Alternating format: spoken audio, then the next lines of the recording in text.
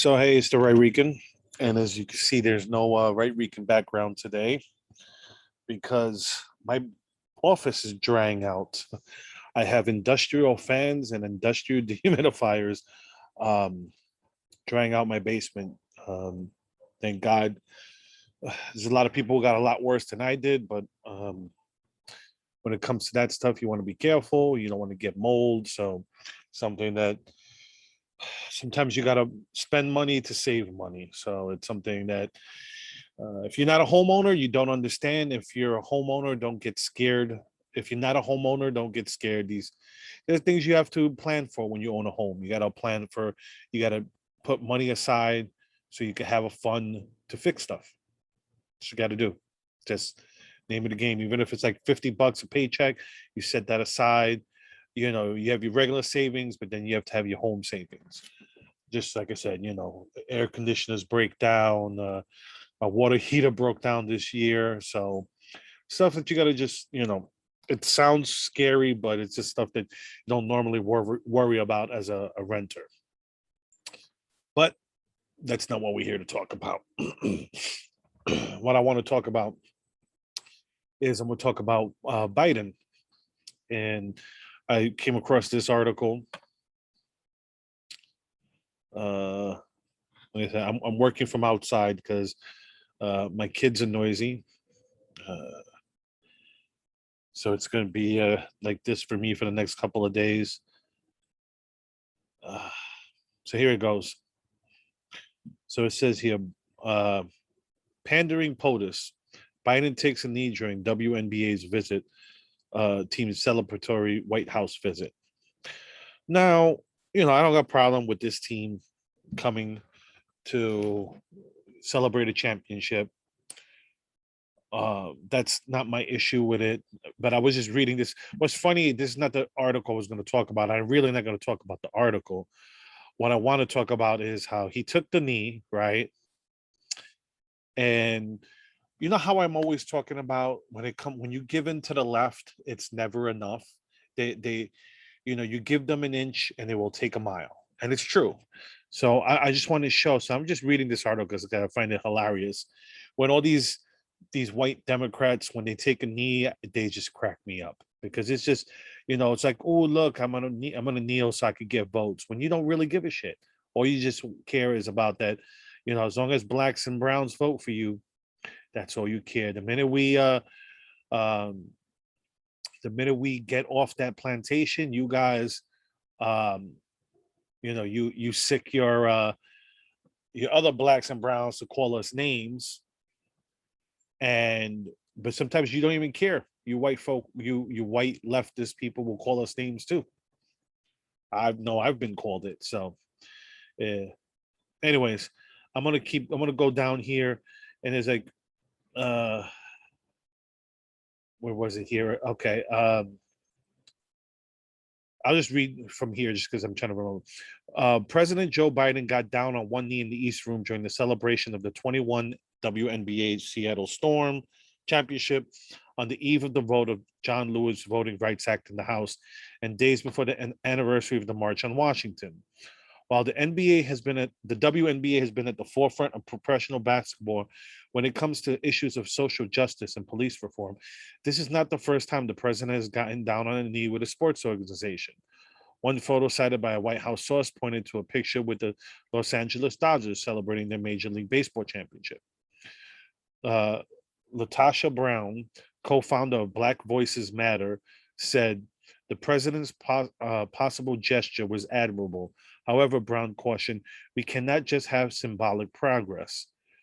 Cliff Albright, co-founder and executive director of Black Voices Matter, said their focus remains on passing comprehensive police reform on policy and voting rights, getting the president to recognize that the filibuster has metaphorically had a knee on us for a long time. And there you go.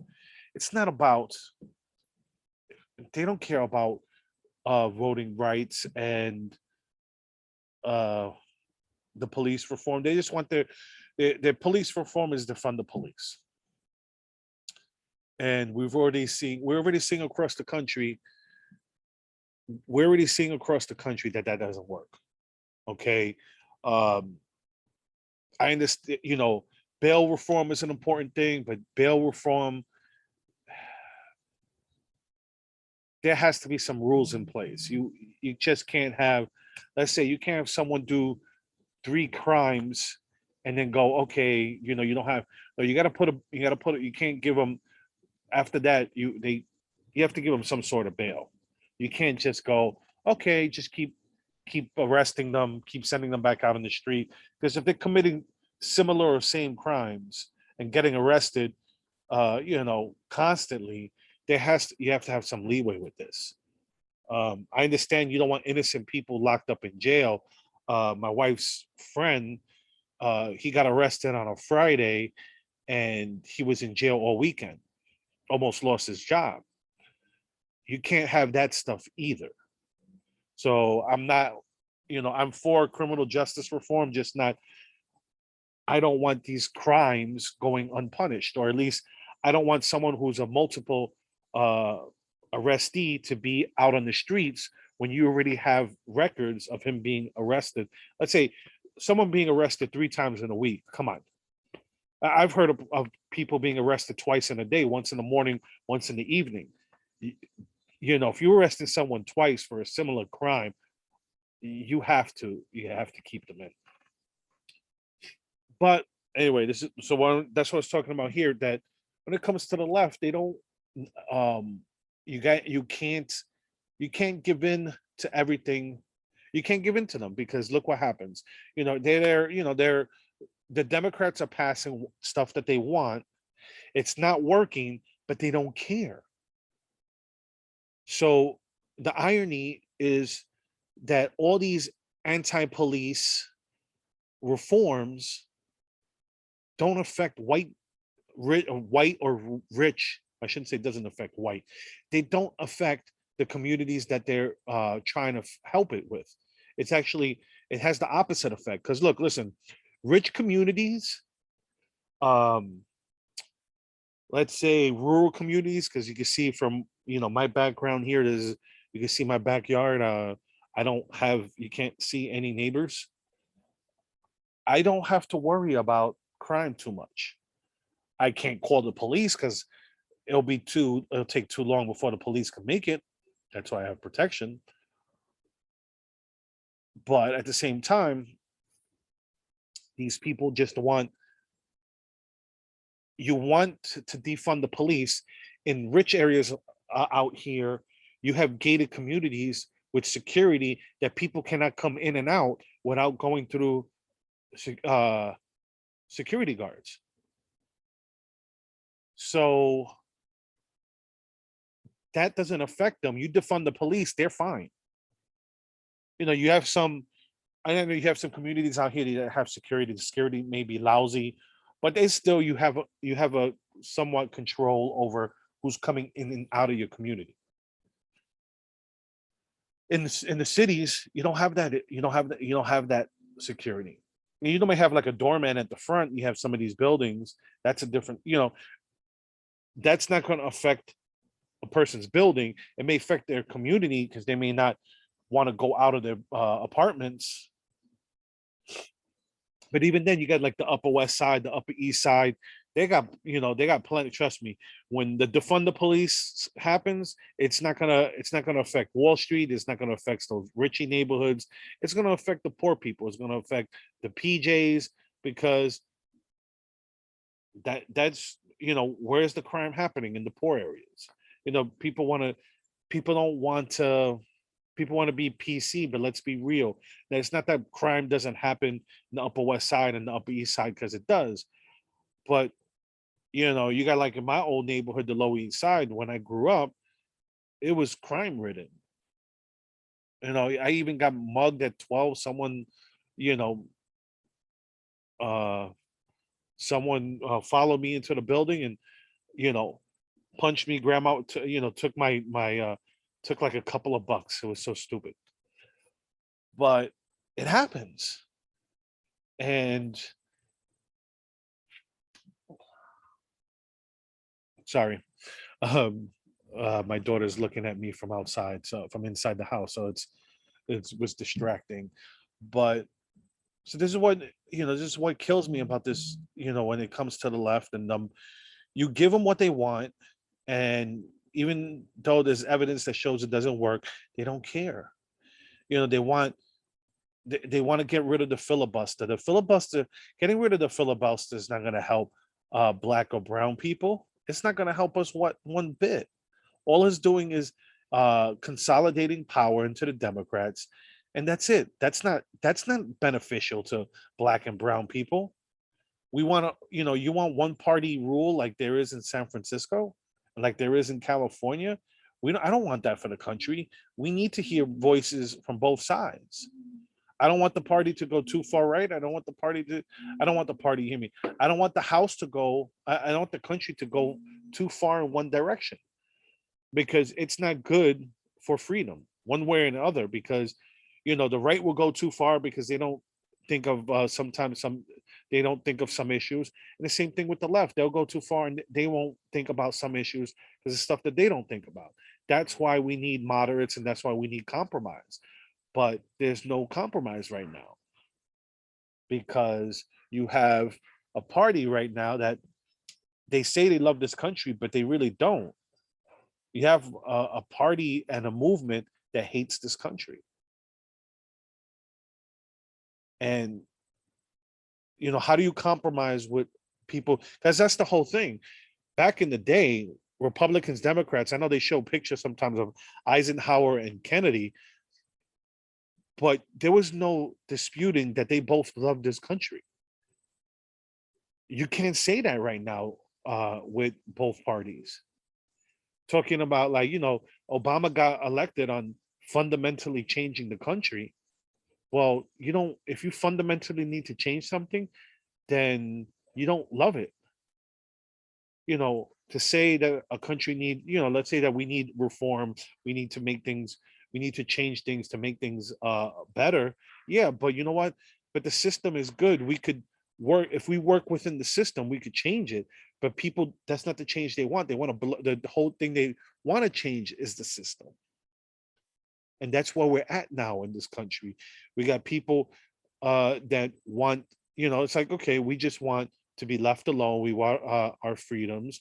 And you have the other side that wants to uh, control the other people, because it's like, oh, you don't think like us. We want to control what, because you can't trust you. It's like, look, if you left people alone, people would eventually get the COVID shot.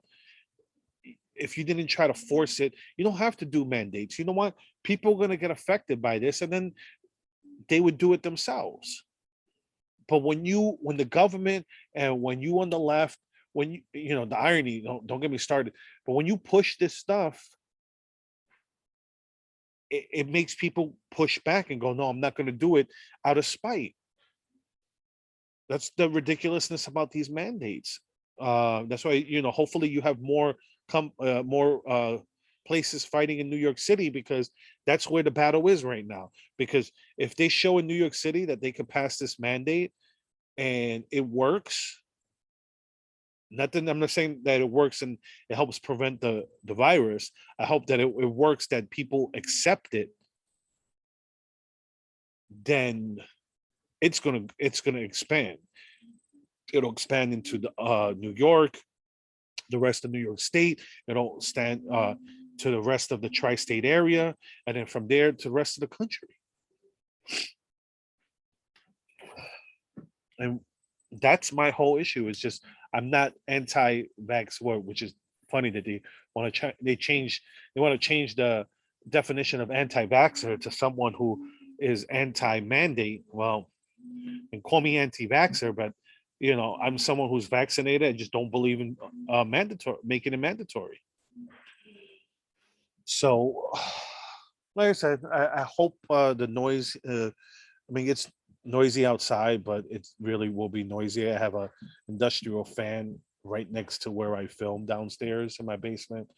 So even though you might hear like bug sounds and stuff in the background, hopefully it's not too bad and it's not too distracting.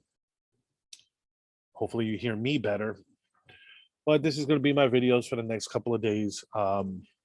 It is hot today, so if you know, and it's hot and humid, so I'm probably shiny, coming off shiny in this. Anyways, I kind of say what's on my mind, regardless. You hear my chain of thought. I don't script much. Worst case I do is make maybe some bullet points and go from there. I just I'm just someone who reads stuff online, uh, relays it to you, and hopes you guys get something from it. But so the left, hopefully Democrats wake up and stop pandering to the left, because hopefully the moderates take back control of the party, and these whole far leftists are kicked out, same way as far right people were kicked out of the Republican Party, like Steve King. All right, I'm gonna leave it there. I'm the Right Rican. You can't see it today, but you can follow me on YouTube and Rumble. Please cross subscribe, even if you don't use YouTube. You can also follow me on. You can also interact with me on social media. I'm on Facebook, Twitter, Gab, Telegram.